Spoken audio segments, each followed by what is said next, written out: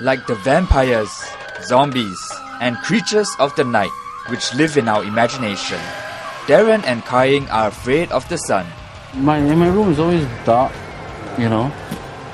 Honestly, talking about dark and the toys being in my room, I'm comfortable in the dark. I don't like the sun. Days like this when the sun is shining, it's not a good day for me. I try not to step up. Unless I need to go to work, then, well, I just put on my shades. So that's the only thing I can do. But I hate the glare. Does it make you feel like... I hate the light shining right in front of my face right now. We'd expect a hatred of the sun from our brooding artist. But the loving mother Kai-Ying? Evening time I'll be very relaxed because I'm like, evening is when everybody is doing nothing because everybody's chilled out for the day. And then mornings are the most scary because then the day starts and you're like, oh, you're this useless person who has no reason to live and you don't care about doing anything. And then so what happened was I made myself go to bed earlier and earlier because like, oh my god, now I'm going to sleep and next day everything's going to be okay. This is what I said to myself. You know, this is how it gets to a point where the only way you stop yourself from killing yourself is you do this kind of strategies that you delude yourself.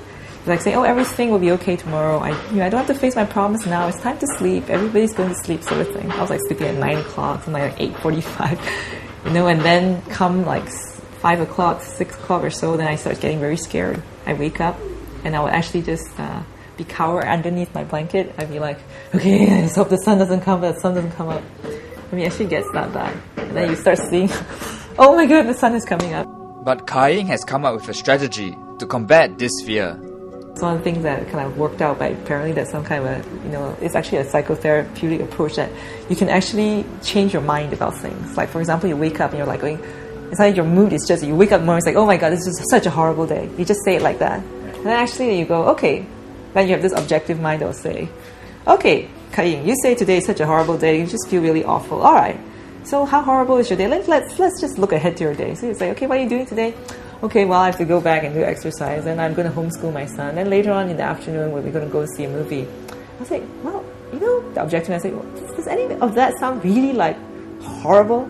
And you're just like, okay, yeah, it's not. It's like, yeah, I know. So it's just, it's not, you don't feel good, but it's really not a horrible day, right? You can do it, sort of thing. And you have this kind of like, this back and forth conversation you can sort of have in your head, which is that objective mind. Next, we find out how both Kai-Ying and Darren cope with living with bipolar disorder.